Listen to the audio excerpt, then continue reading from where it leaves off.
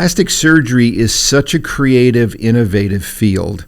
It began as problem solving. What other people couldn't figure out to do, that's where plastic surgery got its origins. And we've remained that way. Super creative, super innovative. But I think technology is going to pave the way. We're still going to be cutting and sewing, but with greater instrumentation, faster healing, less invasive procedures. This is going to continue to evolve.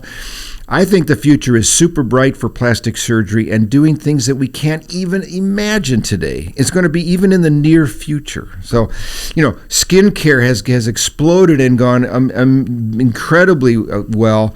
The surgical procedures, the endoscopic procedures, all of these technologies are going to continue to evolve. We're going to have better results, less morbidity, faster recovery in virtually everything we do.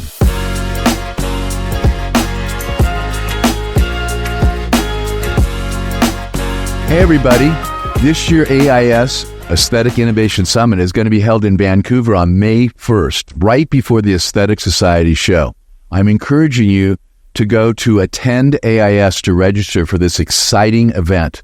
We have a bunch of panels. The entire program is listed at Attend AIS, but we have a panel on beauty below the belt, combined therapy to make the buttocks and thighs look even better.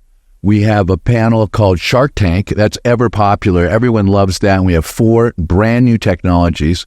We also have a special panel on regenerative medicine.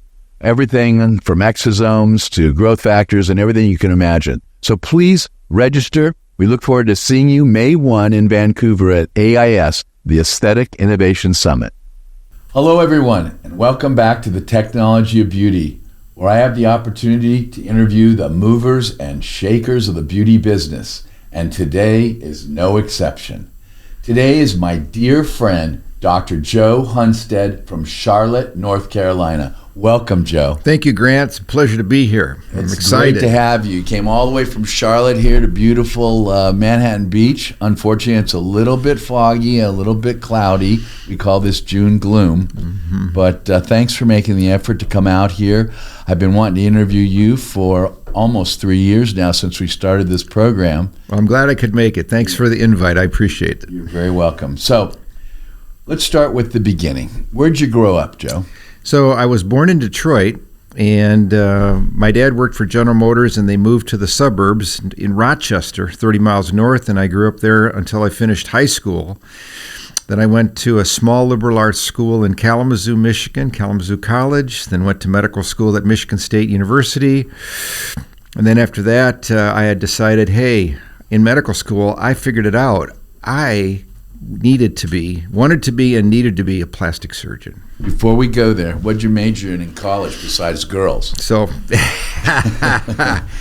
my major was health science because I was focused on pre-med ever since I was in 8th grade. 8th grade, for some reason, we had a wonderful series of kind of career days, and I first thought I wanted to be an airline pilot, then an oceanographer, but then I figured it out. Wait a minute, I'm pretty good at math, science. I like all that stuff. Being a doctor makes sense. So I decided that in 8th grade. So. Okay. So off to college, pre-health sciences, you knew you wanted to be a doctor, and then you applied to med school. Yep. How soon in med school did you decide you wanted to be a surgeon? Okay.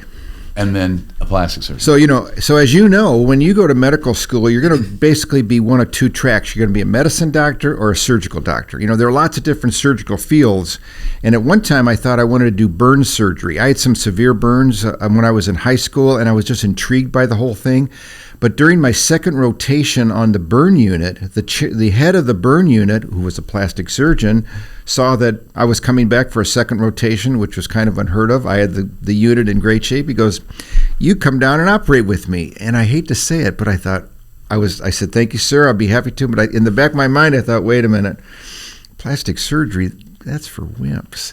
But that day, we took care of a complex hand injury, a child with a cleft lip, and a cosmetic procedure.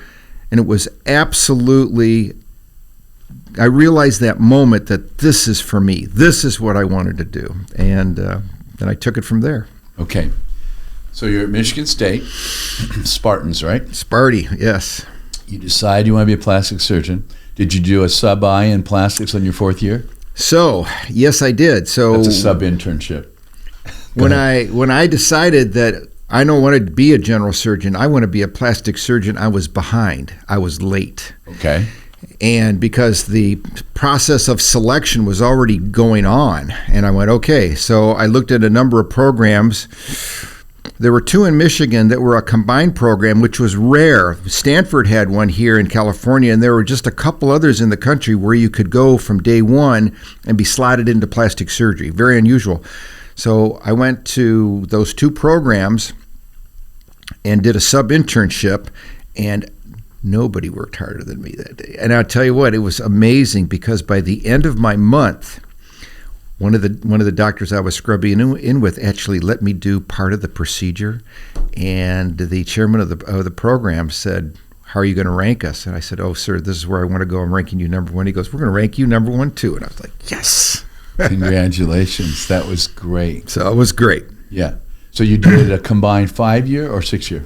So it was 6 years, but it was 3 years of general surgery, right? 2 years of plastic surgery, and then there was an area in plastic surgery that I just didn't feel totally comfortable with. It was microsurgery. And I went down to Houston, Texas at the Texas Medical Center, was able to be accepted into a coveted fellowship program of reconstructive microsurgery and, ironically, cosmetic surgery. So the entire year I did two things. Reconstructive microsurgery and cosmetic surgery was an amazing combination, but it really set me up well for the future. Was that with Dr. Mouse Spira? I was with Dr. Spira, Dr. Shanak, Dr. Withers, Dr. Stahl. Great, great, great people. That's fantastic. Yeah. Okay.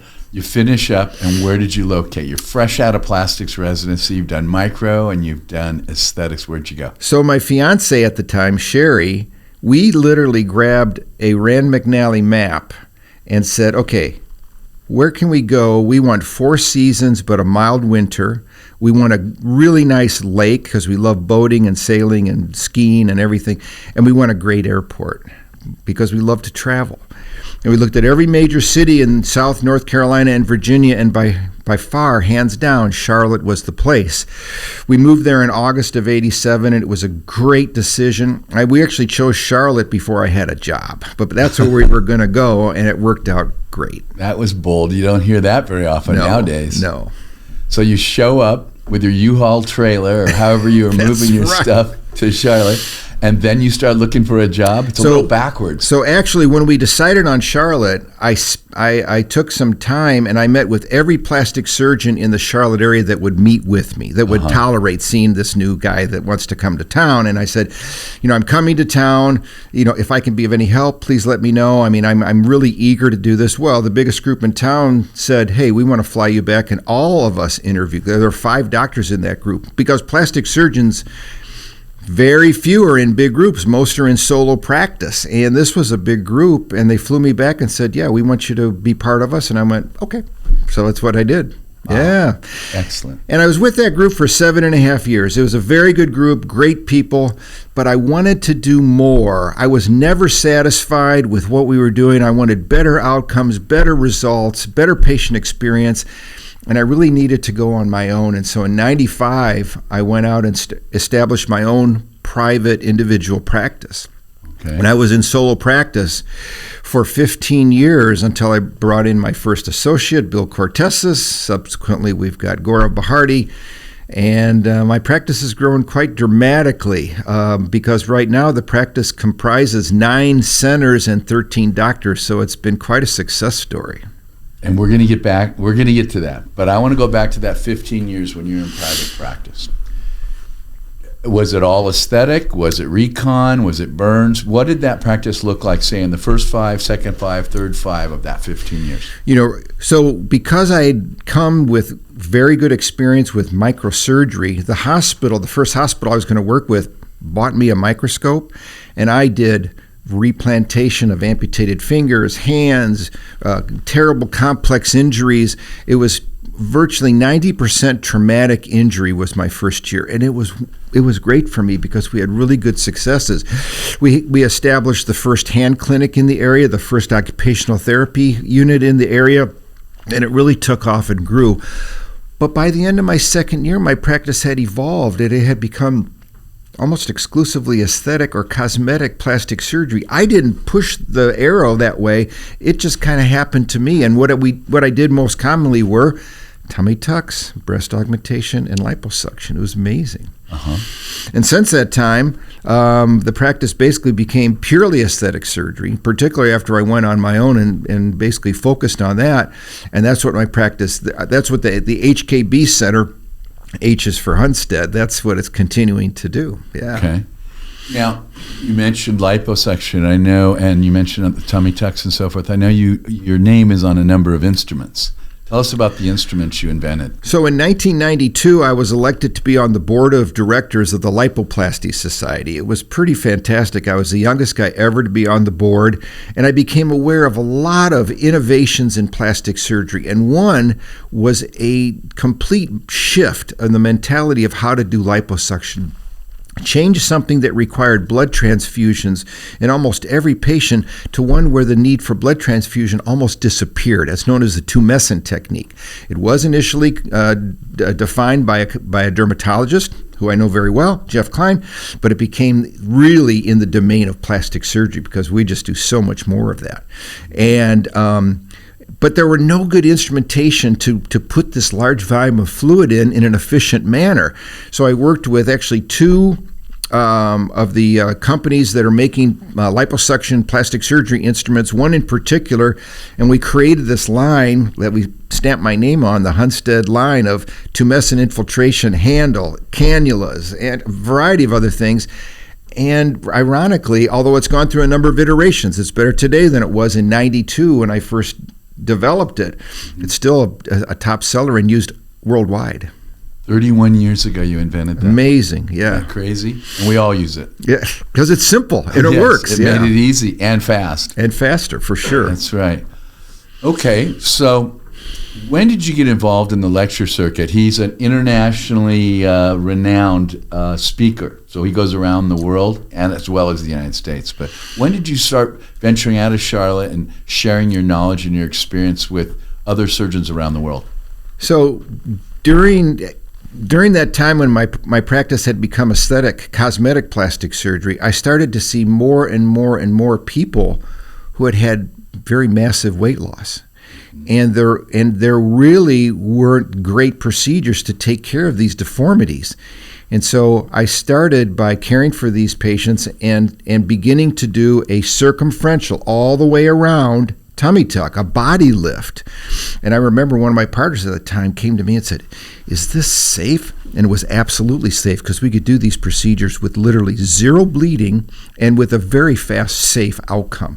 And I started to generate this series of body lifts, circumferential, and nobody else was doing it.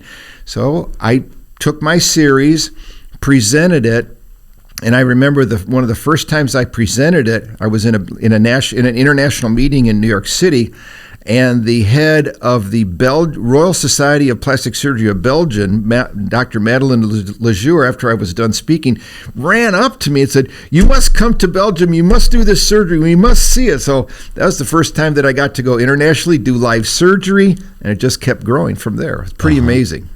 And I know you've written a number of articles and books and book chapters. When did you write your body contouring book that you sent to me, actually, that I have all my residents and fellows read? So that book came out in 2008, the end of 2008-9, and it was the Atlas of Abdominoplasty. And interestingly, it was published in English, Spanish, and Chinese. And it was fantastic. At one of the meetings, this very wonderful Asian woman very politely came to me and introduced herself as the doctor that translated my book. It was so cool. But yeah, it was a big seller, and it actually sold out, and it was a very popular book. It helped a lot of people. And in that book were also ancillary procedures that I had worked on and developed: brow line backlift, purse string gluteoplasty, vertical thigh, all these different operations that I was able to publish and share, and people have picked up and are using worldwide, which is fantastic. How many operations would you estimate, or would you state, that you invented? I think it's about 7. Yeah, Yep. 7. So 7 unique operations that Dr. Hunstad has actually invented and refined. that are used all over the world. Well, and the reason they're successful is because they're simple and they work and they're reliable. And that's I tell you, if you can do something that's repeatable and reliable and safe, that's a home run. Pretty hard to beat it. Yeah. Yeah.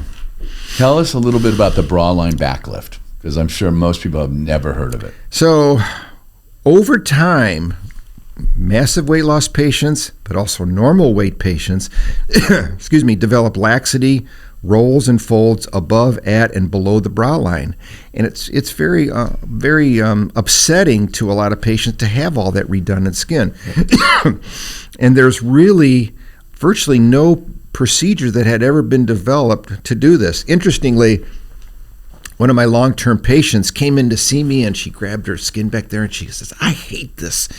And I said, "Well, there's really not a procedure developed to do this." She goes, "You'll figure it out." And I thought, okay, could you tolerate a scar that's hidden below, like a string bikini below your bra, but that gets rid of all of this skin? And I think you can get tightening literally from your neck all the way down to your buttocks. She went, "Let's do it."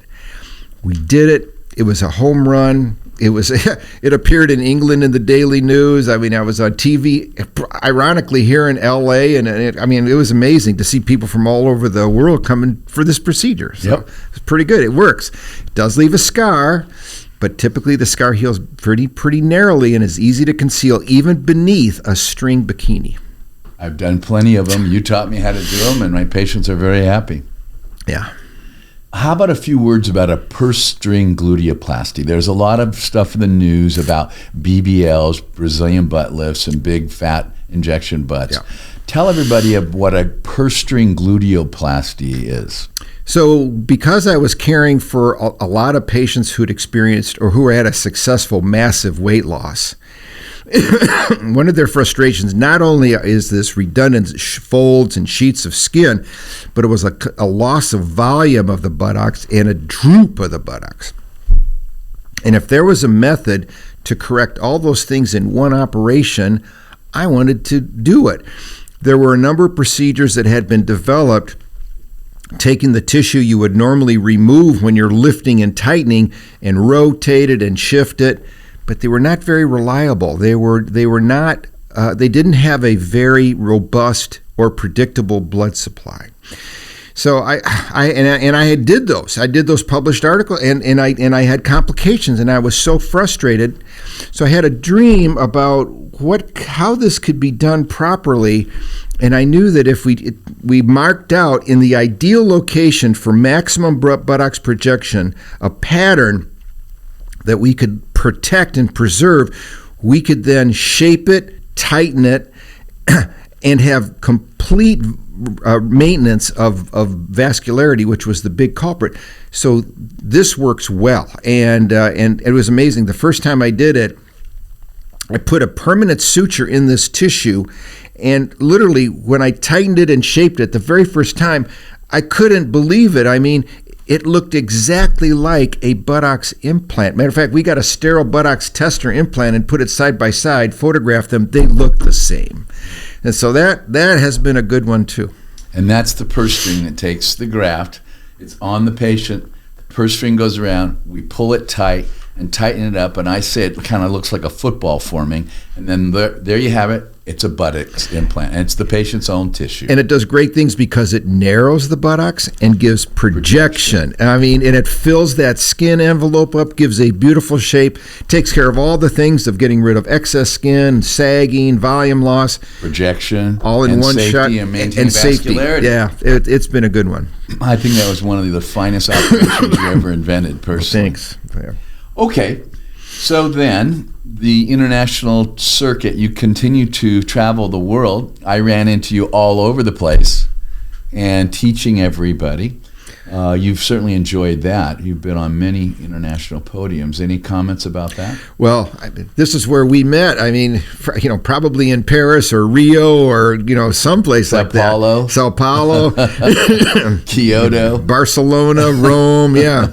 Anyway, when you start to publish these different procedures, people from other countries read that, and particularly because we were putting them in the leading journal at the time, PR, Plastic and Reconstructive Surgery, and people see that and invite you to come and do surgery. I've had the opportunity to actually do surgery live in like 23 countries, which is pretty amazing. And then sharing that information free. There's no proprietary surgical procedure. We don't patent anything. I mean, this knowledge is for everybody to know, and our goal is to teach it, share it. Not be selfish with it. That's what we do as physicians. And I know that you and I have lectured together virtually worldwide, on land and at sea. That's right. That's been a ton of fun. So I think it's time you share with our listeners and our watchers just what you're doing now. So we've talked about the Charlotte practice. We've talked about how you and the guys you brought in have acquired more practices. What are you doing today, Dr. Hunstad? So I am retired, and I've been retired for a little more than a year. And right now I'm doing hobby farming, woodworking, metalworking, a lot of travel, and enjoying the success of my daughters. I have two daughters, one a very prominent attorney in Charlotte doing international intellectual property, trademark law, and my other daughter is a physician assistant doing interventional radiology in Charlotte. They've both done great. Love that. My oldest daughter has gotten married about a year ago. Love her husband. Michael's fabulous. And enjoying the family has been great. So one thing I did want to mention is that you've had a successful fellowship training other doctors.